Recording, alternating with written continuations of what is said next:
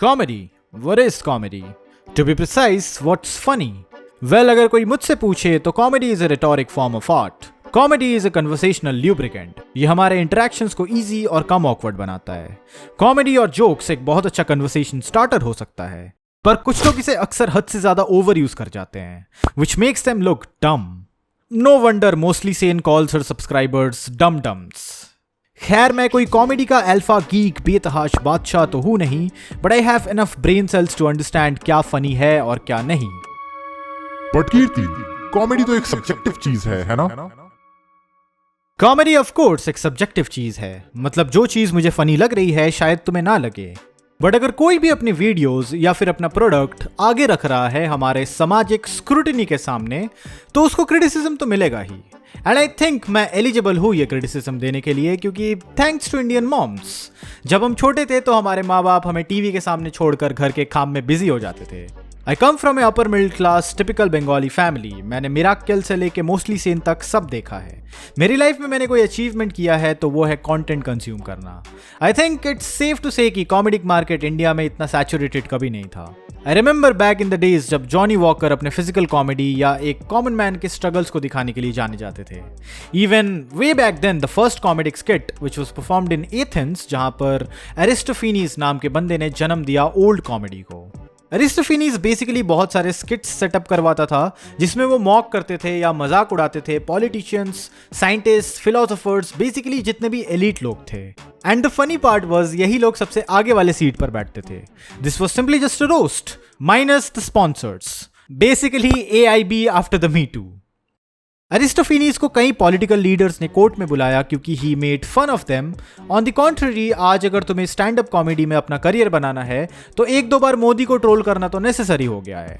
Back to the current era of YouTube is a home to a lot of creators. As a platform YouTube entertainment industry को कई हद तक dominate करता है. It's the next big thing, ऐसा लोग कहते हैं.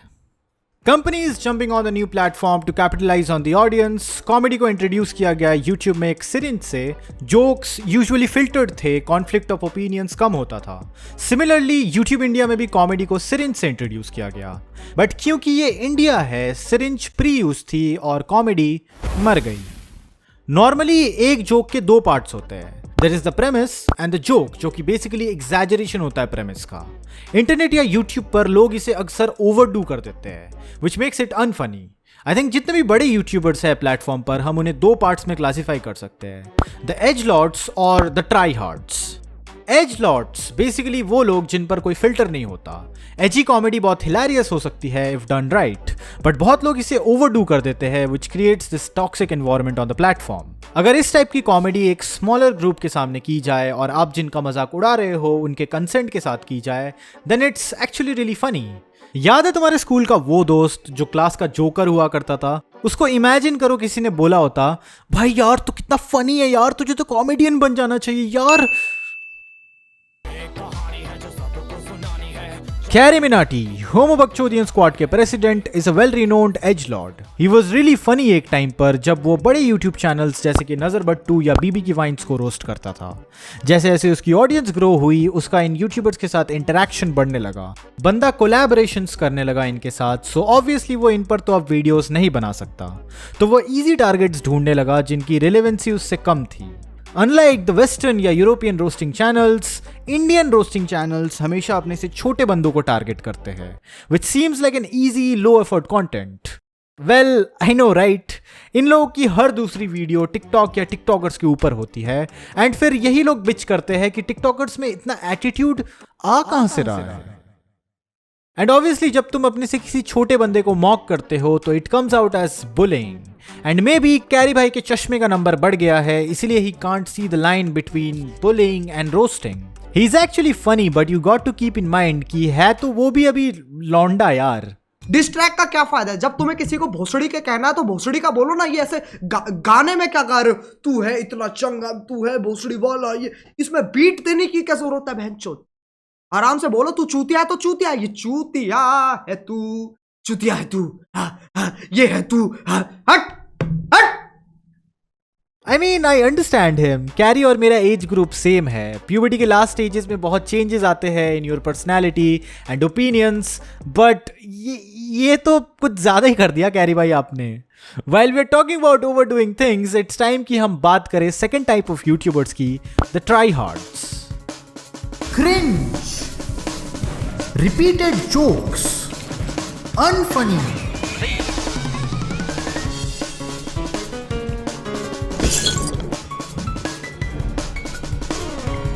pseudo-feminism,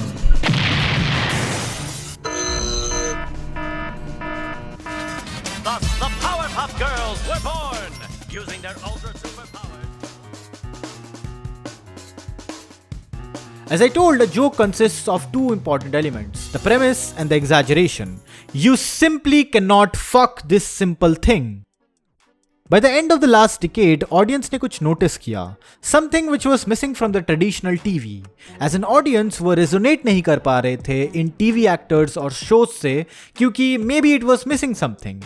It wasn't relatable. I mean, उस टाइम का मोस्ट पॉपुलर शो था कौन बनेगा करोड़पति, एंड 21% इंडियन लोग बिलो पॉवर्टी जी रहे थे. No shit, it's not relatable. खैर, YouTube के आने के बाद एक सॉर्ट ऑफ कनेक्शन बिल्ड हो गया ऑडियंस और इंडिविजुअल क्रिएटर के बीच में. ऑडियंस ज़्यादा ईजिली रेजोनेट कर पाती थी ऐसे इन्फ्लुएंसर्स से, which led to this another form of comedy, relatable comedy, which in my opinion was the reason why God abandoned us. अगर मैं इन अनफनी वॉनबी रिलेटेबल इन्फ्लुएंसर्स को कॉल आउट करूं तो I will be the biggest hypocrite, because मेरे 1-1.5 साल पुराने सारे वीडियोस ऐसे ही है. जैसे ही मुझे ये रियलाइज हुआ कि इन रिलेटेबल जोक्स का टोकरा कब तक मैं अपने सर पे लेके अपने ऑडियंस को झूठा अपीजमेंट देते रहूंगा, उसी दिन से मेरे वीडियोस में एक मेजर ट्रांजिशन नोटिस किया होगा तुम लोगों ने. आई मीन अभी भी मेरे वीडियोस में रिलेटेबल एलिमेंट्स होते हैं, but those are just a mere part of the video now, not the entire purpose of making that particular video. Does that make sense? So, as I have been a part of that pit, मुझे इन relatable influencers का process बहुत अच्छे से पता है. हर relatable joke का स्ट्रक्चर ऑलमोस्ट नॉर्मल जोक्स की तरह होता है. There is a observation of a situation जो ऑलमोस्ट सबके साथ होती है, एंड देयर इज एग्जैजरेशन और the joke revolving around it. Comedy is an art form like any other. Even though comedians को उतना प्रेज नहीं मिलता जितना एक सिंगर या एक पेंटर को मिलता है, still it is one of the most recognised art forms, and just like any other art form, इसमें भी saturation plays an important role. Saturation का बेसिकली मतलब होता है ओवर यूज, एंड अगर कोई चीज ओवर यूज हो जाए, it's not funny any more.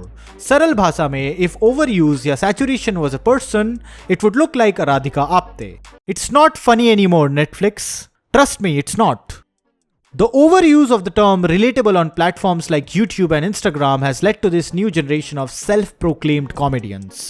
Self-proclaimed comedians इसीलिए क्योंकि they actually believe they are hilarious. Relatable होना जो कि एक बहुत अच्छा टूल था कॉमेडियंस के लिए, जिससे they breach the barrier between the audience and the comic by putting themselves on the same level as the audience. That became an entire genre for comedy and slowly it became a trend. And as Indians हम internet trends को मुंबई की local trains की तरह treat करते हैं. Instagram and YouTube were flooded by these college dropouts trying their best to be funny and relatable.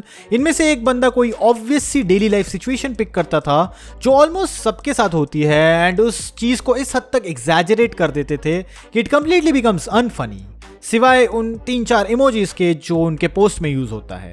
It's almost like a hypothetical gun Poynting at your head.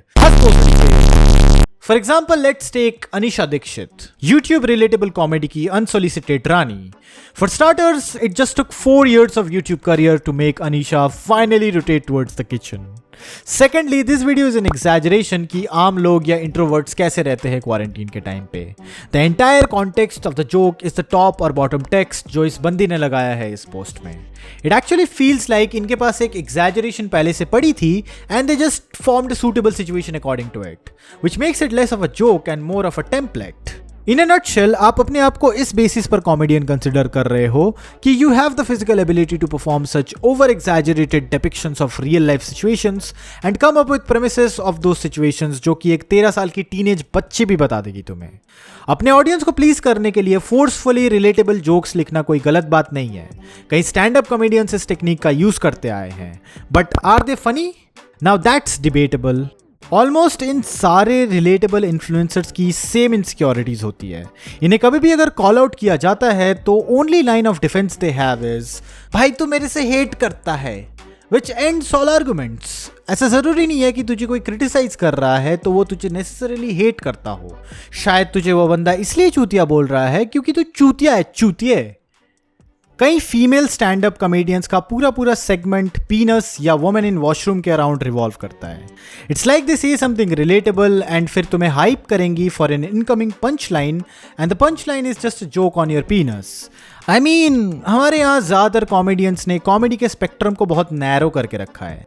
गिन के 4-5 चीजें हैं। There is a huge untouch spectrum of comedy जो हम miss out कर रहे हैं। Even as Kunal Kamra once said, India में कंटेंट की कमी नहीं है।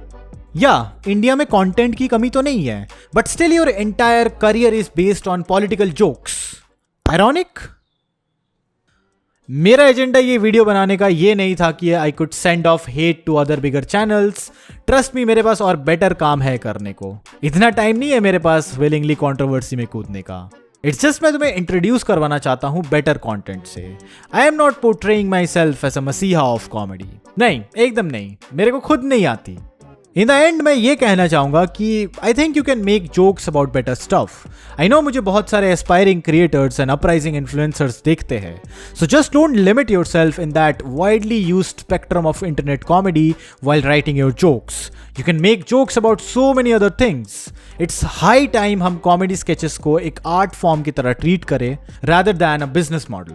And don't be afraid of conflicting opinions. ऐसे लोग हमेशा रहेंगे जो तुम्हारे पॉइंट ऑफ व्यू से अग्री नहीं करते, बट इसका मतलब ये नहीं कि तुम्हारा जोक अनफनी था। In the wise words of Aristophanes himself, I am a comedian, I talk about justice, no matter how hard it sounds to your years.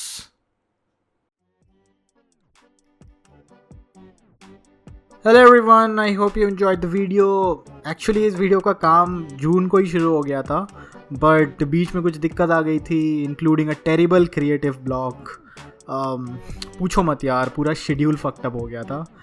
Anyways, I would really appreciate if you like and share this video. And या मैं सोच रहा था एक सब Reddit खोलने का हम लोगों के लिए, so do suggest me some names for the subreddit and I will see you in my next video. Bye bye.